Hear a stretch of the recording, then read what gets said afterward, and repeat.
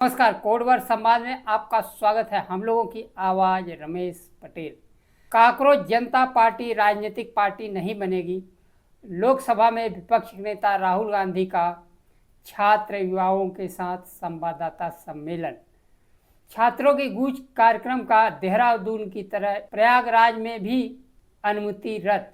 समय के साथ खबर पाने के लिए चैनल को सब्सक्राइब करें। नमस्कार, खबर विस्तार से। काकरोच जनता पार्टी के नेता अभिजीत दीपके ने कहा, सीजेपी फिलहाल राजनीतिक पार्टी नहीं बनेगी। अगर हम राजनीतिक पार्टी बनते तो हमारा आंदोलन सफल नहीं होता। आंदोलन इसलिए सफल हुआ कि अलग अलग विचारधारा और राजनीतिक दलों के लोग लोकतंत्र के कमज़ोर करने वाली चीज़ों के खिलाफ एक साथ आए। आज देश को किसी राजनीतिक पार्टी की नहीं बल्कि एक जन आंदोलन की ज़रूरत है। दीपके ने कहा, हमारे आंदोलन को सिर्फ शिक्षा के मुद्दे पर समर्थन इसलिए नहीं दिया बल्कि राजनीतिक व्यवस्था, न्यायपालिका, चुनाव आयोग, मीडिया जैसे संस्थानों से लोगों का भरोसा उठ गया है। मौजूदा व्यवस्था बहुत खराब स्थिति में है। सांसदों विधायकों को लेकर कहा, रात के अंधेरे में सरकार बनती बिगड़ती है। सरकार करोड़ों रुपए देकर सांसद विधायक खरीदती है। सुबह सांसद विधायक किसी और पार्टी में होते हैं, शाम को किसी और में और रात को किसी और में। कैसे हो सकता है कि जो सांसद विधायक जिस पार्टी से चुने गए हैं उसे धोखा देकर अपनी निष्ठा बदलते रहें। के संसद मार्च के दौरान पुलिस द्वारा लाठीचार्ज, पैलेट गन से गोली चलाने पूरे देश में छात्र अभिभावक स्वतः आंदोलन में शामिल होते गए। बिहार में AK-47 से गोलियां चली, अंततः सरकार झुकी और छात्रों की विजय हुई। और छात्रों के आंदोलन में सबसे ज़्यादा गोदी मीडिया की भद्द पिटी। सोशल मीडिया के द्वारा जेएनजी का जंतर मंतर पर चल रहा अभियान पूरे देश के साथ विश्वव्यापी बन गया। जिस मोदी सरकार में इस्तीफे नहीं होते, छात्रों के आंदोलन से शिक्षा मंत्री धर्मेंद्र प्रधान को पद छोड़ना पड़ा। छात्रों का आंदोलन इसलिए सफल हुआ कि आधुनिक मीडिया, सोशल मीडिया के द्वारा उनके पास हर सवाल का जवाब और जानकारी उपलब्ध रहा। छात्र स्वयं में पत्रकार रहे। भारतीय मीडिया को दलाल, गुलाम, अछूत बना दिया गया। जेएनजी आंदोलन का ही प्रभाव रहा कि अभी तक देश के प्रधानमंत्री नरेंद्र मोदी और गृह मंत्री अमित शाह संसद की कार्रवाई में शामिल होने से डर रहे हैं। इसको लेकर कांग्रेस पार्टी के राष्ट्रीय अध्यक्ष मल्लिकार्जुन खड़गे ने सोशल मीडिया पर लिखा, 15 दिनों से विपक्ष और देश जानना चाहता है कि 6 जुलाई के मार्च के बर्बरता को लेकर केंद्रीय गृह मंत्री अमित शाह संसद में बयान दे, लेकिन गृह मंत्री लापता हैं। सरकार को जवाब देना होगा। छात्रों पर पैलेट गन और आंसू गैस लाठी किसके कहने पर चली? करंट क्यों दौड़ाया गया? कील लगी लाठी से बच्चों पर प्रहार क्यों हुए? देश जानना चाहता है छात्रों पर बल प्रयोग करने का आदेश किसने दिया? लोकसभा में विपक्ष के नेता राहुल गांधी ने 20 जुलाई को संसद मार्च के दौरान छात्रों पर हुए बर्बरता को लेकर छात्रों और युवाओं के साथ संवाददाता सम्मेलन किए। संवाददाता सम्मेलन में विपक्ष के नेता को माफ़ी मांगने की ज़रूरत नहीं है। उन्होंने कोई गलती नहीं की है।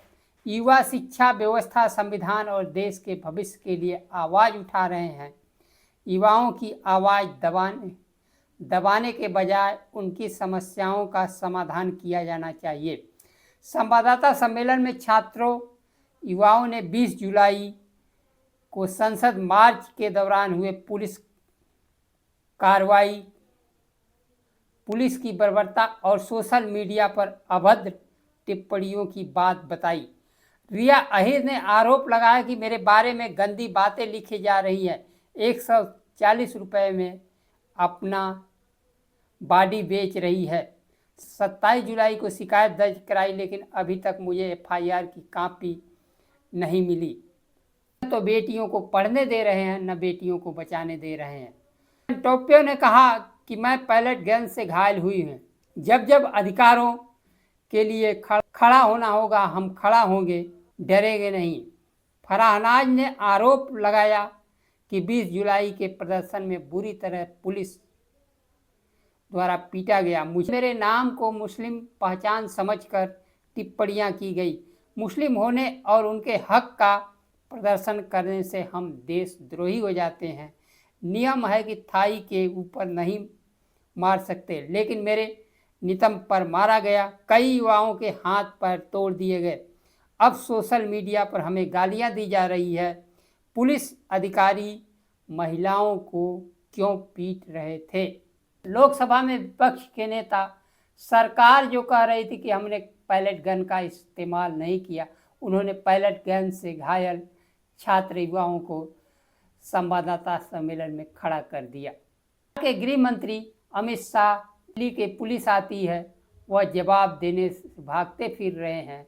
और छात्रों और जेएनजी का ही प्रभाव है कि प्रधानमंत्री अभी तक संसद में नहीं पहुंच पाए हैं।